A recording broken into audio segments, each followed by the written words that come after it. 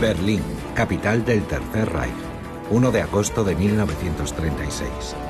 En este monumental estadio tiene lugar la mayor operación de propaganda nazi de la historia.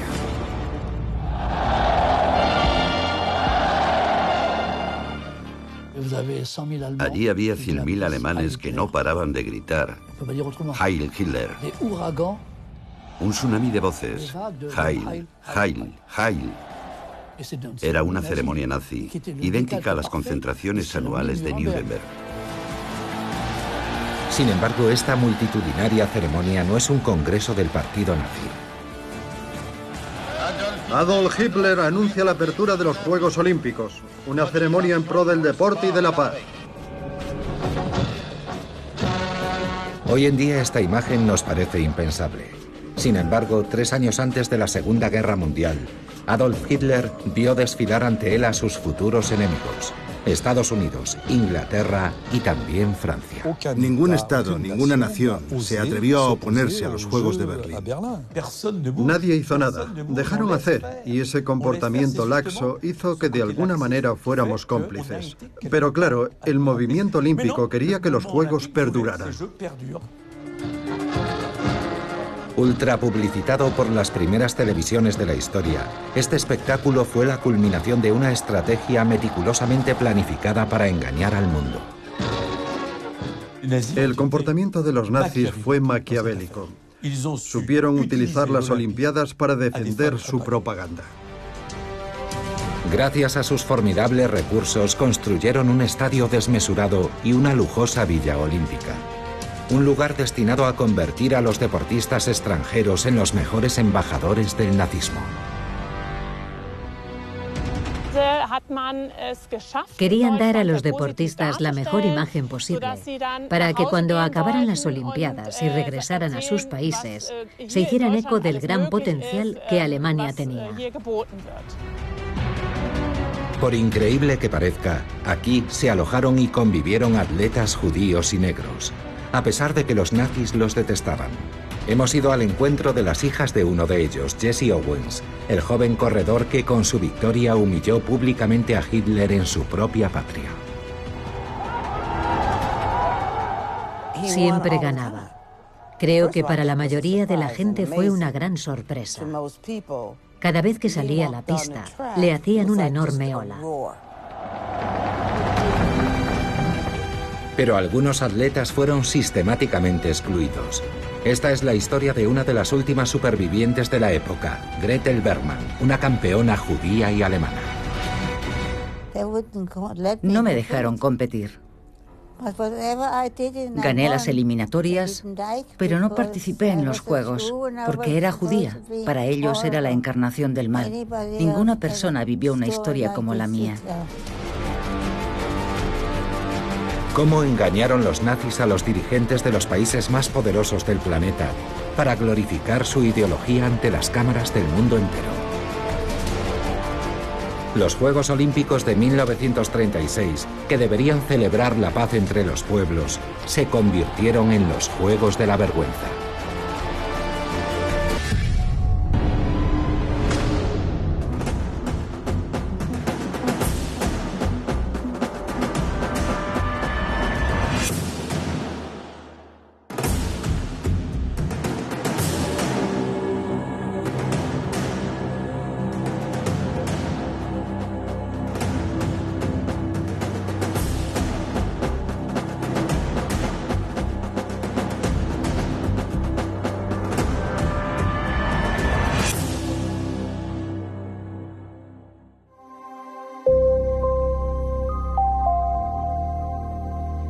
En 1931, cuando Alemania presentó su candidatura para acoger los Juegos Olímpicos, los nazis todavía no estaban en el poder. Pero en el país, en crisis desde la Primera Guerra Mundial, se había desarrollado el germen del extremismo xenófobo. Humillado por el Tratado de Versalles impuesto por los aliados y posteriormente vapuleado por el crack de la bolsa del 29, el país estaba al borde de la asfixia.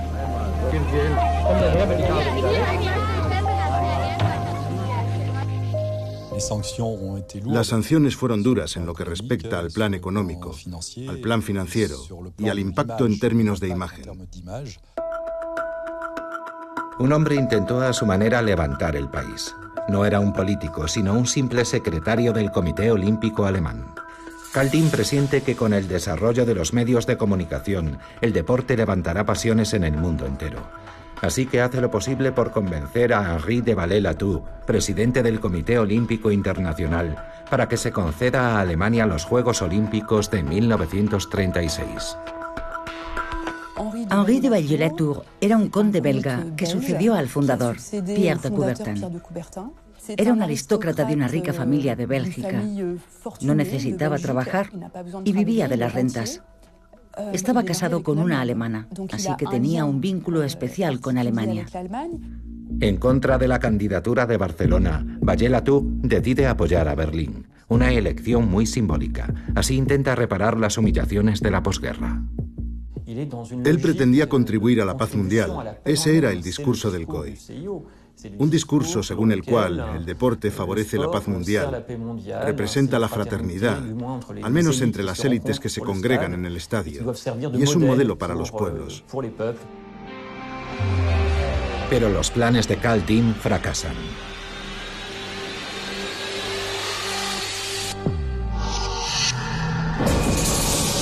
El 30 de enero de 1933, Adolf Hitler fue nombrado canciller. Rápidamente se otorga a sí mismo plenos poderes y suprime las libertades individuales. Abre en Dachau el primer campo de concentración de la historia y encierra en él a sus adversarios políticos.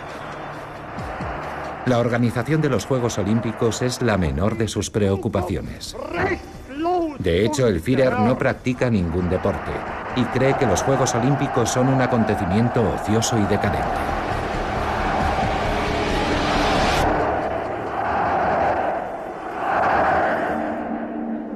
Karl Diem quiere a toda costa que se celebren sus Juegos, incluso aunque tenga que enfrentarse a Hitler. Sorprendentemente le apoya a su jefe, Theodor Leval, el presidente del Comité Olímpico Alemán, un judío convertido al protestantismo. En marzo de 1933, los dos solicitan una entrevista con el canciller Hitler para intentar influir en su postura y convencerle de la utilidad de los Juegos. La entrevista se celebra en la Cancillería del Reich. Leval y Diem plantan cara a Adolf Hitler. A su lado, escuchando atentamente a los dos hombres, está su ministro de propaganda, Joseph Goebbels. Goebbels se dio cuenta de la posibilidad propagandística de los Juegos, de que Alemania se dejara ver, por así decirlo. Pensaron que sería interesante llevar a cabo una gran operación de propaganda, así que los Juegos Olímpicos llegaron en el momento oportuno. Utilizar los Juegos era una idea genial, porque todos los países estarían pendientes de ellos y el mundo del deporte en particular, es decir, aquellos que no hacen política. Para el Comité Olímpico era un encuentro fraternal y sostenía que no se debía hablar de política. Como ya había escrito 10 años antes en Mein Kampf, Hitler era un hombre de guerra. En 1933 ya tenía en mente dotar a Alemania de un poderoso ejército, vengarse de Francia e invadir una parte de Europa. Pero aún no está listo. El ejército está en plena reconstrucción. De momento prefiere hacerse pasar por un hombre de paz. Y los Juegos Olímpicos le van como anillo al dedo. Así pues, en abril de 1933, ordena a Goebbels coordinar una ambiciosa campaña de comunicación. Desde ese momento, aquellos Juegos no serían lo suficientemente grandiosos, ni fastuosos, ni llamativos. Toda la maquinaria alemana, económica, militar y propagandística, se puso en marcha. Inmediatamente se destinan 6 millones de marcos alemanes, el equivalente a 54 millones de euros actuales, para la organización de los Juegos. En diciembre de 1933, el Führer ordena la construcción de un estadio monumental, que debe ser el más grande del mundo. La propaganda empieza a funcionar y las obras llaman la atención de las televisiones extranjeras. Berlín. El gobierno nacional socialista ha querido superar cualquier construcción realizada hasta la fecha para celebrar los Juegos Olímpicos. Más de 100.000 personas podrán ocupar el gran estadio que está a punto de concluirse.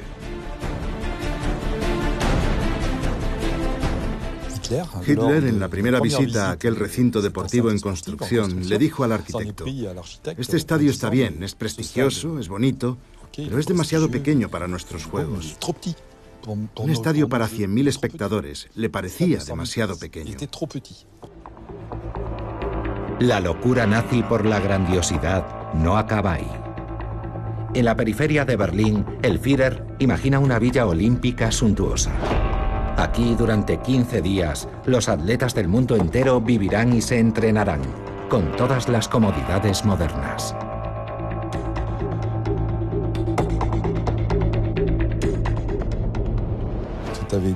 Todo se había estudiado minuciosamente. Habitaciones, 40 restaurantes, salas de conciertos, salas de televisión, porque se iba a retransmitir un cierto número de pruebas en directo. Una sauna finlandesa. Aquel sitio era verdaderamente como un oasis paradisíaco.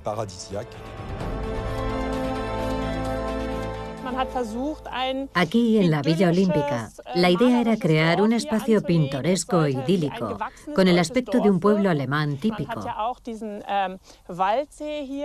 Se construyó un lago artificial en el bosque. Llevaron allí incluso aves del Zoo de Berlín para que tuviera un aire muy vivo. Se trataba de dar a los deportistas la mejor imagen posible, para que cuando acabaran las Olimpiadas y regresaran a sus países, se hicieran eco del gran potencial que Alemania tenía. Pero entre bastidores, los nazis están imponiendo ya sus leyes racistas. Los trabajos duraron 2 años, desde la primavera de 1934 hasta finales de abril de 1936. Contrataron a 2.000 personas y todos los trabajadores tuvieron que presentar pruebas de sus orígenes arios. Todos ellos debían justificar que eran alemanes arios. Se llevó a cabo una inquietante mezcla de géneros y se nombró comandante de la Villa Olímpica a un capitán del ejército alemán, Wolfgang Fürstner. El comandante se alojaría en esta casa en medio de los deportistas.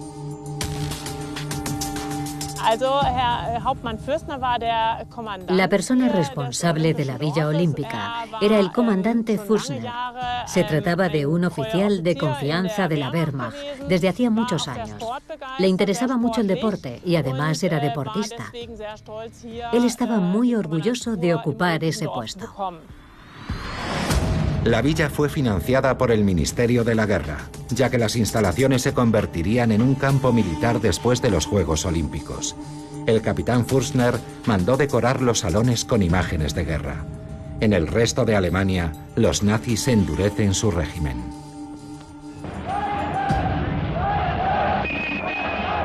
...15 de septiembre de 1935. Falta menos de un año para la apertura oficial de los Juegos. Hitler proclama las leyes de Nuremberg. Se priva a los judíos de la ciudadanía alemana, clausura sus comercios y se les excluye de cualquier empleo público. Incluso les niegan el acceso a los hospitales. Gretel Bergmann, de 21 años, acababa de ser admitida en la universidad. Pero a partir de entonces, el acceso a los cursos de los estudiantes judíos sería rechazado. Hitler me hizo sentir sucia. Todos los judíos éramos sucios. Teníamos que acostumbrarnos. No podíamos comprar en las tiendas en las que solíamos hacerlo habitualmente. No podíamos ir a los restaurantes. No podíamos hacer nada. Ni siquiera podíamos ver a nuestros amigos. Mis amigos venían a verme por la noche porque no se les permitía frecuentar judíos. No fue una época agradable, créame. Fue horrible. Gretel era una apasionada del atletismo y estaba particularmente dotada para el salto de altura. Acumulaba premios y tenía un prometedor porvenir deportivo. Pero las leyes de Nuremberg la apartan de su club y de todas las instalaciones deportivas del país. Así que, como muchos judíos, decide exiliarse. Sus padres no tenían mucho dinero y se marcha sola. Mis padres me dijeron que me marchara porque ya no había ningún futuro para mí en Alemania. Ya no podía hacer deporte, no podía hacer nada. Así que me fui a Inglaterra. Allí fui a la universidad. Estuvo bien, aunque los ingleses no fueron muy acogedores, porque yo era alemana. Nadie podía escapar de las leyes de Nuremberg, ni siquiera al más alto nivel. A pesar de ser el presidente del Comité Olímpico, Theodor Leval, el socio de Karl Diem, fue cesado porque tenía parientes judíos. El mismo tratamiento recibió Wolfgang Fürstner, el fiel comandante de la Villa Olímpica. Él ni siquiera lo sabía, pero uno de sus antepasados era judío.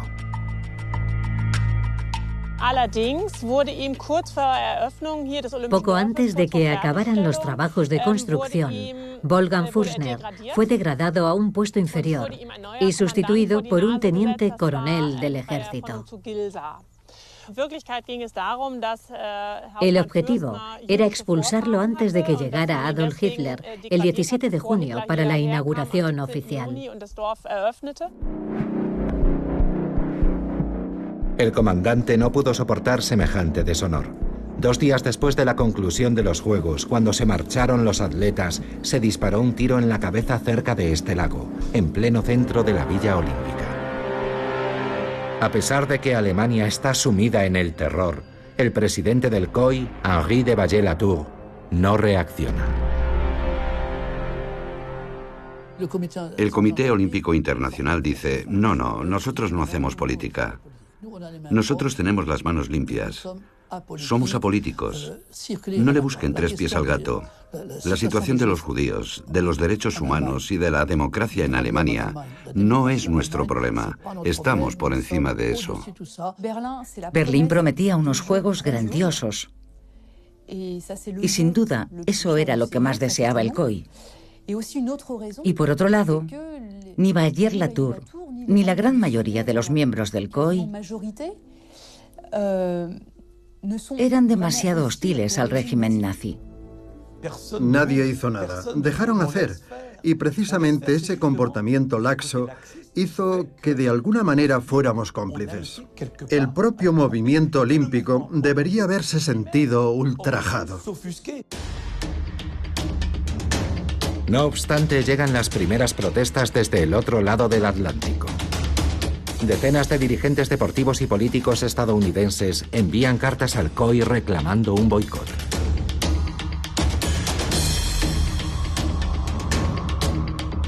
La Carta Olímpica cree en la igualdad absoluta de razas y creencias en el ámbito del deporte. Es la antítesis de la ideología nazi que convierte la desigualdad racial en la piedra angular de su pensamiento.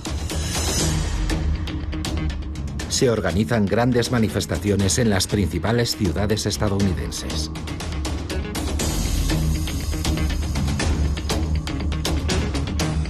En Nueva York, el Madison Square Garden acoge a miles de opositores a los Juegos de Hitler. En noviembre de 1935, Ernest Lee Young, miembro del Comité Olímpico estadounidense e hijo de emigrantes alemanes, se posiciona a favor del boicot en esta carta dirigida al conde Vallée-Latour.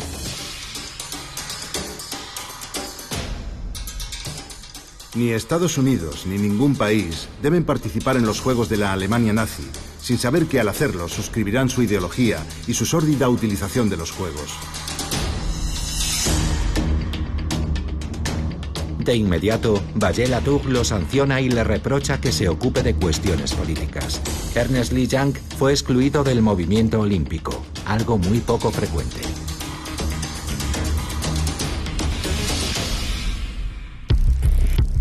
Su sustituto es un hombre mucho más conciliador. Avery Brundage, miembro de 2 asociaciones ultrarracistas próximas al Ku Klux Klan, se convierte en el presidente del Comité Olímpico estadounidense. Creemos que la organización alemana es excelente. Estoy seguro de que todo estará listo para recibir como es debido a los atletas del mundo entero. Con este nombramiento, el COI consigue sofocar el boicot en Estados Unidos. Pero entre tanto, el movimiento se ha extendido en Europa, a iniciativa de las organizaciones comunistas. El señor Léon Blum. Febrero de 1936. Los comunistas llegan al poder en Francia con el gobierno del Frente Popular, liderado por Léon Blum. La cuestión de los juegos de la Alemania nazi divide a los diputados.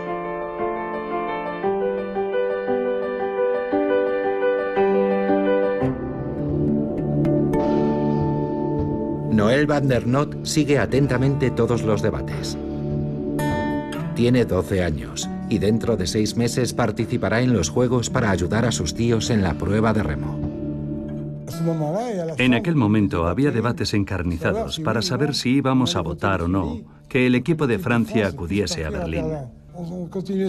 Seguíamos entrenando, pero no estábamos seguros de si íbamos a ir. Aún no se había tomado una decisión. La amenaza de boicot aumenta justo cuando Alemania termina sus titánicas obras. Los nazis corren el riesgo de que su ambiciosa operación de propaganda, que llevan 3 años preparando, se vaya al traste. El mayor temor del aparato nazi que se apropió de los Juegos Olímpicos era que les quitaran la organización de los Juegos. En un momento dado, el COI tenía motivos más que de sobra para decir: vamos a retirarles la organización de los Juegos y vamos a dársela a otra capital. Tenían miedo de que eso sucediera y perder los Juegos. Necesitan dar una imagen de respetabilidad. Los nazis recurren a todo un símbolo, al padre de los Juegos Olímpicos, Pierre de Coubertin, fundador del COI, que había organizado las primeras Olimpiadas modernas en Atenas 40 años antes. En 1936, Pierre de Coubertin tiene 73 años y vive recluido en Lausana. De alguna manera, el final de su vida fue bastante triste, porque además de padecer problemas financieros, tenía 2 hijos discapacitados y debía asegurar su futuro para cuando él muriera. Y no solo eso, todo el mundo le había olvidado. Nadie le hacía ningún caso. Nadie excepto Karl Diem, que poco a poco se fue convirtiendo en partidario de Hitler. Diem viajó a Lausana en varias ocasiones para reunirse con Pierre de Coubertin. Karl Diem inició una operación para seducirle. La idea era conmemorar de alguna manera la obra de Coubertin. Le propuso reeditar sus obras en Alemania y rendir homenaje a su pensamiento en la revista olímpica. Además, pensaba erigir bustos en su honor. Por otro lado, Hitler concedió a Karl Diem un cheque regalo de unos 10.000 marcos alemanes para que Coubertin pudiera cubrir las necesidades de su familia. Seducido por esta iniciativa, Coubertin legitima los Juegos de Berlín y graba un mensaje de apoyo que Karl Diem difunde en emisoras de radio de todo el mundo.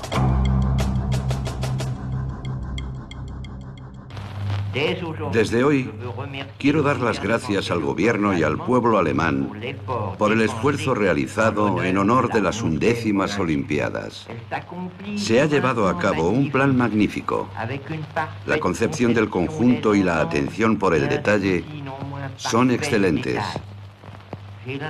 Tengo la impresión de que toda Alemania, desde su líder hasta el más humilde de los ciudadanos, desea ardientemente que las Olimpiadas de 1936 sean de las más bellas que el mundo ha visto. Por su parte, Hitler acepta la visita a Alemania de Henri de Vallée-Latour. Organiza una gran mascarada para ocultar los abusos antisemitas. Era absolutamente necesario mostrar al mundo que Alemania era un país tolerante y abierto. Lo proclamaron a los cuatro vientos. Esa era la consigna. Los trató como si fueran marionetas. De hecho, Hitler despreciaba profundamente a todos los políticos franceses, a todos los políticos ingleses y estadounidenses. Hitler pensaba que Vallée-Latour era fácil de manejar, y eso hizo. Todos los gobiernos se dejaron embaucar por las falsas promesas de Hitler. Antes de la llegada de los primeros visitantes, ordenó retirar todos los carteles antisemitas de Berlín.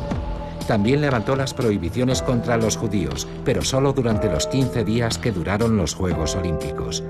Además, prometió que habría atletas judíos en el equipo olímpico alemán.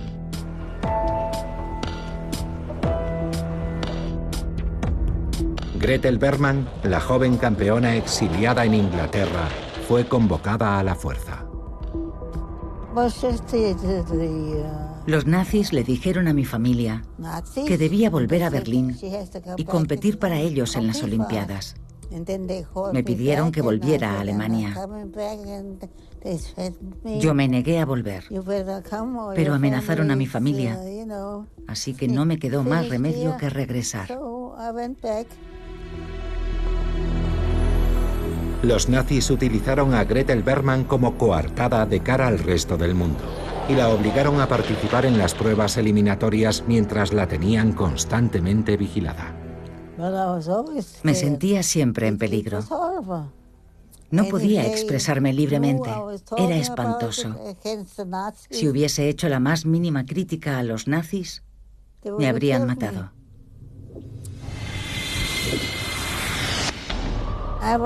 Durante las eliminatorias siempre me excluían.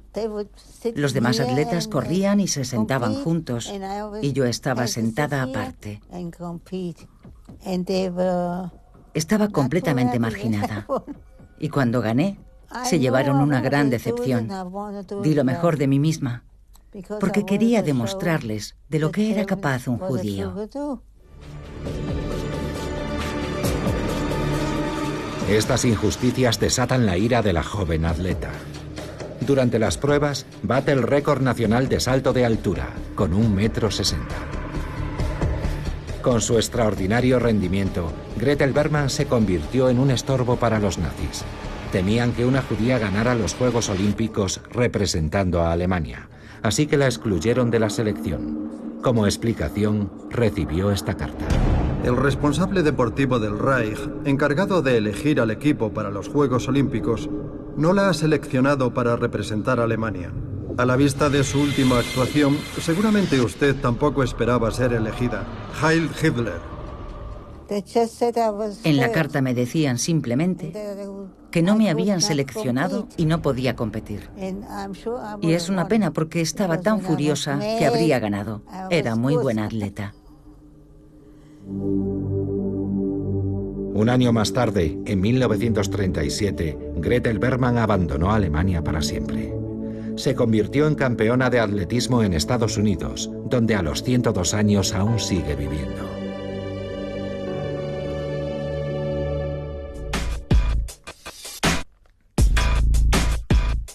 Las maniobras nazis, por burdas que fueran, bastaron para engatusar a todo el mundo. Estados Unidos, Inglaterra e incluso Francia se pronunciaron en contra del boicot. Por tanto, en el verano de 1936, la gran mascarada nazi podía comenzar. El primer movimiento es esta campaña de comunicación, en la que se muestra un supuesto paralelismo entre el hombre de raza aria y el atleta de la antigüedad. En los carteles oficiales destaca la diosa griega Atenea. Se erigieron decenas de estatuas grecorromanas en las calles de la capital. Y el 20 de julio se encendió la antorcha olímpica en el bosque sagrado de Olimpia, antes de iniciar el primer relevo de su historia hacia Berlín. Una hábil mezcla de símbolos al servicio de la propaganda nazi. El mismo fuego purificador que utilizaron en el gran auto de fe de mayo del 32 para la quema de libros y la misma antorcha que usaban en sus desfiles, por obra y gracia de los Juegos Olímpicos, se convirtió en una antorcha que simbolizaba el pacifismo y la tregua olímpica. Una vez más, el relevo de la antorcha es una idea de Carl Diem. Carl Diem era un admirador de la antigua Grecia. Además, en el seno de la inteligencia nazi, existía la idea de que los helenos, los antepasados de los griegos, eran arios. Así que, por lo tanto, la Alemania nazi, gracias al ejercicio y al deporte, entroncaba con la antigua Grecia. El escenario está listo. El nazismo y el olimpismo se confunden. Y los juegos de Hitler ya pueden comenzar. A finales de julio, 75.000 visitantes llegan a Berlín, ingenuamente alegres. Entre ellos, 200 atletas franceses, como el joven Noël van der Noot. No falta ninguno, ya que para ellos los Juegos son una gran fiesta apolítica. Todos los atletas estábamos de acuerdo en ir a los Juegos, porque todos habíamos hecho un gran sacrificio para prepararnos. Todo el mundo estaba contento. Además, era una oportunidad de salir de nuestro país. Entonces, muy pocos franceses viajaban. No teníamos vacaciones ni nada parecido. Así que cruzar la frontera era una gran oportunidad. Íbamos a participar en un evento deportivo. Los Juegos Olímpicos eran una gran fiesta. Berlín estaba inundado de banderas nazis. Y las pocas banderas que había con los anillos olímpicos apenas destacaban. Eran como un simple relleno. En todas las ventanas ondeaba la cruz gamada negra, y las banderas olímpicas apenas se veían. El 1 de agosto, la inauguración de los Juegos Olímpicos se convierte en un gran festejo nazi. El ideal pacifista ha dado paso a una demostración del poder militar germano.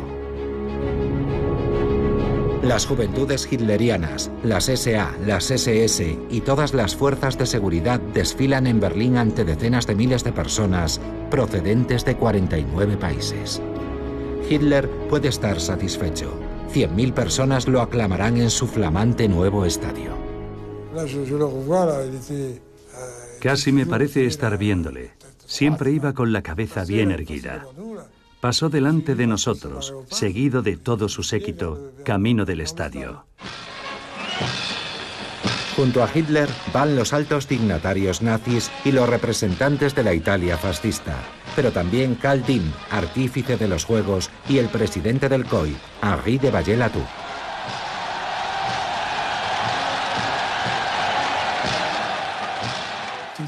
Todo el mundo estaba allí gritando Heil Hitler sin cesar. El Führer enardecía a las masas. Era algo inaudito. El desfile de los atletas. La multitud entonaba el himno alemán, pero también el himno nazi. Todo el mundo se puso en pie para recibir a los atletas, y no solo a los del Reich, también a los estadounidenses y a los franceses, que causaron impresión. Y es que los franceses se mostraron muy ingenuos. ¡Francia! La delegación francesa, encabezada por Noël van der Noot, a la derecha en la imagen, extiende el brazo hacia Hitler. Se trataba del saludo olímpico que era habitual en Juegos anteriores, como en París en 1924. Pero ese gesto se asemeja demasiado al saludo nazi. El saludo de los franceses fue inmediatamente respondido. De repente la multitud se puso en pie, casi como un resorte, para responder a los franceses con el saludo nazi. Nosotros no pensamos que pudieran encontrar un paralelismo entre ambos gestos. El público, los nazis y el mundo entero lo interpretaron como un signo de lealtad al Führer. Por pura ingenuidad, el enemigo histórico de Alemania se muestra sumiso ante Hitler. Solo los atletas de países amigos del Reich, como Italia y Austria, saludaron también de esa manera.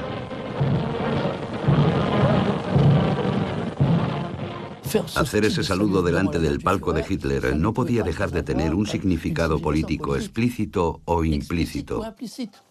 Tal vez los políticos podrían haberlo pensado y habernos dicho que era preferible no hacer ese saludo y haber buscado otra fórmula. Nadie habría puesto ninguna pega. A nosotros aquello nos daba lo mismo. Inglaterra. Los estadounidenses y los británicos no hicieron el saludo olímpico porque sus diplomáticos les habían advertido del impacto que ese saludo tendría en la multitud nazi y la utilización de aquel gesto por parte del régimen. Así que dieron la orden de no hacer el saludo olímpico en el estadio de Berlín, como sí hizo la delegación francesa. La ceremonia, para mayor gloria de los nazis, terminó con la llegada de la llama olímpica, que portaba un atleta ario perfecto. Sueltan una bandada de palomas para anunciar al mundo la apertura de los Juegos Olímpicos. Todo era propaganda visual. La puesta en escena, la llegada de Hitler, los proyectores, la llama, pura imagen. En esta guerra de la imagen, los nazis convierten cada evento deportivo en un campo de batalla político. Todos los atletas del Reich llevan en sus camisetas la cruz gamada. Cada éxito alemán es otra oportunidad para celebrar la grandeza nazi. Se iza la bandera y suena el himno del partido, mientras los atletas tienden el brazo hacia el Führer.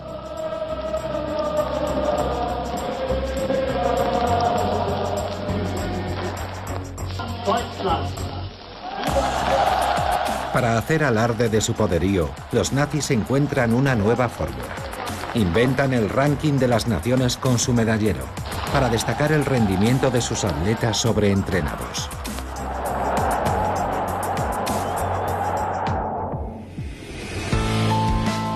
Para asegurarse de que su propaganda se difunda a gran escala, Hitler contrata a Leni Riefenstahl, que con 40 cámaras y un presupuesto récord de 1 millón de marcos alemanes, rueda Los dioses del estadio. Una película de gran formato para mayor gloria de los atletas arios. A Berlín acuden también 1.200 periodistas internacionales y 2.500 emisoras de radio se encargan de difundir los Juegos por el mundo entero.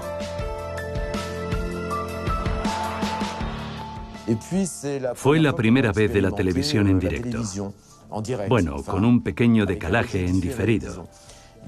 Se instalaron 25 pantallas de televisión en las salas de cine de Berlín y también a la salida del estadio. Una vez filmadas las imágenes, extraían la película y la llevaban rápidamente a revelar para ir corriendo a las salas de cine a mostrar las imágenes. Digamos que era el directo de la época. Pero la propaganda más importante, la más sutil, está fuera del estadio. Joseph Goebbels muestra su cara más dulce a periodistas y personalidades. El ministro de propaganda organiza suntuosas fiestas. La más grandiosa, una recepción bautizada como Noche Italiana en la isla del Pavo Real, un oasis romántico en pleno corazón de Berlín. La capital alemana se convierte en centro de la actividad mundana. Reyes y príncipes de toda Europa se dan cita allí.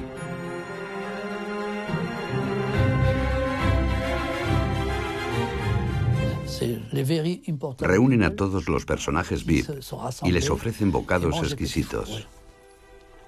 Era una forma de mejorar la estancia de todas esas personas que crean opinión. Durante una gran cena de gala en la Ópera de Berlín, a la que invitan a 1.200 periodistas, Goebbels revela sus verdaderas intenciones. Alemania solo alberga intenciones pacíficas. Hablen de sus impresiones sobre el nacionalsocialismo sin prejuicios, con verdadero espíritu olímpico. Joseph Goebbels, discurso en la Ópera de Berlín. Distraen a la gente. Esa idea de entretenimiento era completamente moderna. Distracción, entretenimiento, un buen baile, un buen banquete. La idea de Goebbels de utilizar a los visitantes con fines propagandísticos fue espléndidamente escenificada en Alemania. Los propios periodistas deportivos no supieron ver el mensaje subliminal. Los 4.000 atletas que se alojaban en la Villa Olímpica también fueron utilizados para que difundieran las bondades de la nueva Alemania. Los nazis también les tienen reservado un recibimiento privilegiado. Los atletas que habían participado en otros Juegos Olímpicos comentaban que todo aquello era una locura y que nunca habían visto nada parecido. Todo estaba organizado a la perfección. Había de todo. Hay que tener en cuenta que entonces se vivía con frugalidad. Por las mañanas podías elegir entre cacao, café con leche, malta en polvo, mermeladas. Sí, había un montón de productos que podíamos tomar a discreción. Y ya conoce a los franceses. Si pueden atiborrarse gratis, siempre funciona. Los atletas están tan deslumbrados que llaman a la Villa Olímpica el paraíso en la tierra. Uno de ellos, Jesse Owens, un joven negro estadounidense de 22 años, nieto de un esclavo, está aún más sorprendido. Él, que vive en un país segregacionista, no da crédito cuando recibe el mismo trato que los blancos. Cuando llegaron, preguntaron dónde estaban sus habitaciones, porque pensaban que les alojarían en un lugar diferente al de los atletas blancos. Y cuando se dieron cuenta de que todos eran iguales, fue algo extraordinario. Porque en Estados Unidos no era así. Allí comían todos juntos. No estaban los blancos a un lado y los negros a otro. En Berlín formaban un solo equipo, el equipo olímpico de Estados Unidos.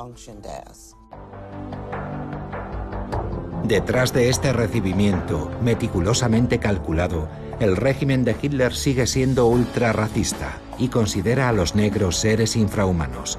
Sin embargo, Owens fue capaz de frenar a su gran máquina propagandística. 3 de agosto de 1936.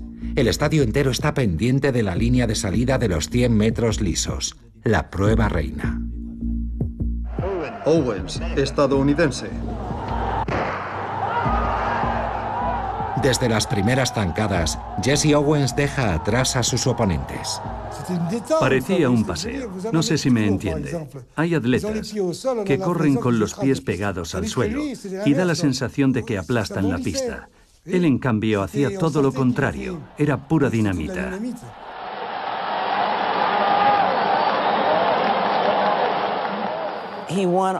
Siempre ganaba. Creo que para la mayoría de la gente fue una gran sorpresa. Cada vez que salía a la pista, le hacían una enorme ola. Fue algo inolvidable ver el entusiasmo reflejado en su rostro. Todavía hoy me veo a mí mismo aplaudiendo al borde de la pista y el público gritando «Owens, Owens, Owens», mientras él daba la vuelta al estadio. Todo el mundo aplaudía. Jesse Owens, Jesse Owens. Fue algo sublime. En solo 10 segundos y 3 centésimas, los nazis ven cómo los juegos se les escapan. Y aquello no ha terminado. Con su sonrisa carismática, Jesse Owens vuelve al día siguiente para dar la estocada final. Va a desafiar al saltador alemán, Luz Long, que ostenta el récord de Europa de salto de longitud.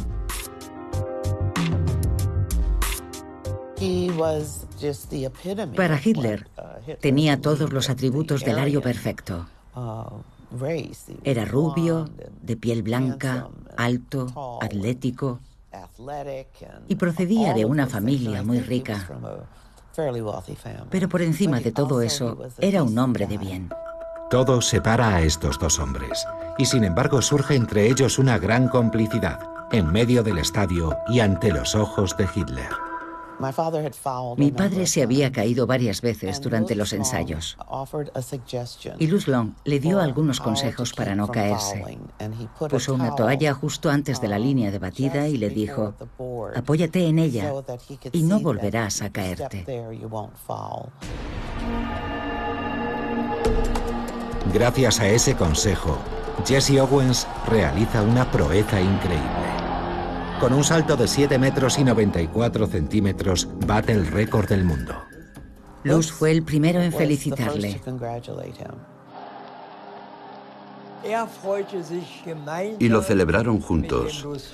Luz Long y aquel extraordinario atleta estadounidense, aquel hombre negro, Jesse Owens. Se les veía a ambos henchidos de orgullo. Para mí, aquel fue un espectáculo grandioso. Día tras día, Jesse Owens deja su impronta en las Olimpiadas nazis. Al día siguiente gana también los 200 metros. Y más tarde, el relevo 4%.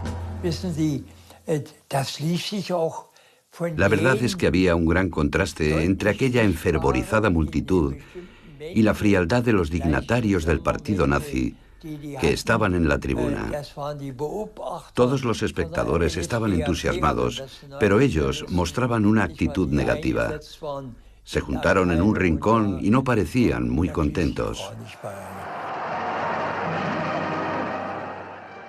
Las victorias de Jesse Owens ponían de manifiesto el fracaso de todas las teorías raciales proclamadas por el Tercer Reich y además en directo, ante los ojos del mundo entero.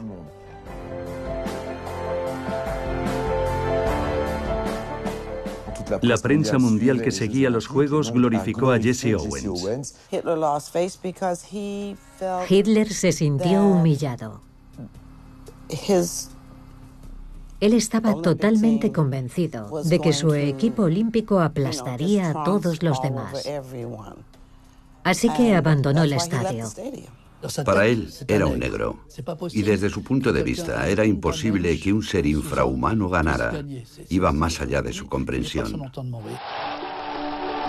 De forma oficial, Hitler no puede hacer nada en contra del campeón negro, pero ordena a la Gestapo que lo someta a una estrecha vigilancia. La Gestapo, la policía secreta, abría sistemáticamente la correspondencia que recibían los deportistas y confiscó una carta de Jesse Owens enviada por un alto funcionario de las autoridades deportivas de Estados Unidos, en la que le aconsejaba devolver las medallas. En esta carta, que Jesse Owens nunca recibió, le piden que aproveche la atención que hay puesta sobre él para alertar al mundo en contra del régimen nazi. Tendrá usted la oportunidad de pasar a la posteridad, no solo como un gran deportista, sino también como un gran hombre. Ante las injurias lanzadas por Hitler contra negros, judíos y aquellos a quienes llaman subhumanos, debe negarse a ser coronado por él. Jesse Owens no pudo responder a esa carta y nunca tuvo conocimiento de ella en vida, ya que no salió a la luz ni fue publicada hasta después de su muerte.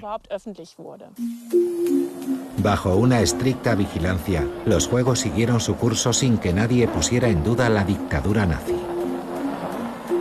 Las 4 medallas de oro de Jesse Owens causaron sin duda una honda impresión, pero finalmente fue Alemania quien se alzó victoriosa.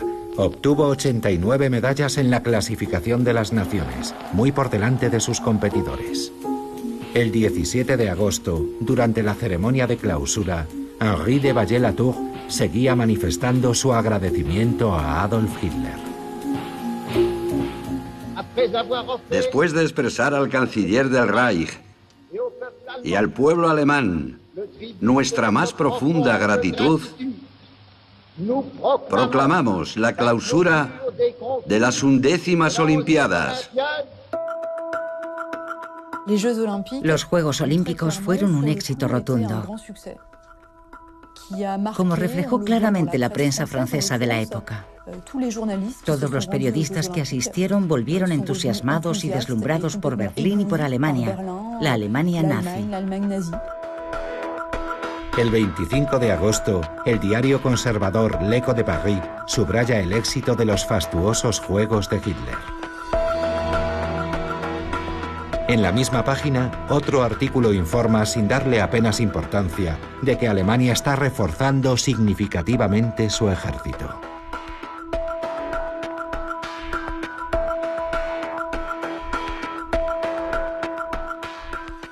Se las arregló para anestesiar a la opinión pública internacional y a la opinión pública alemana, y consiguió alinear a todo su pueblo bajo su nombre, sin aspavientos, sin ruidos, un éxito rotundo.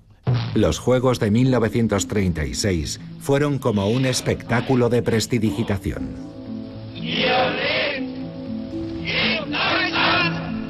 Mientras todo el mundo miraba aquel evento grandioso, Hitler planificaba su estrategia bélica. Su objetivo era valorar la sumisión del pueblo a su Führer, a su líder, de cara a futuras movilizaciones bélicas. La prueba está en que el día de la inauguración de los Juegos, el Estado Mayor alemán decretó la primera fase de la preparación de la guerra. Solo 3 años después, quedó claro que la tolerancia y la paz entre los pueblos había sido una farsa. Adolf Hitler desencadena la Segunda Guerra Mundial y sus ejércitos barren Europa.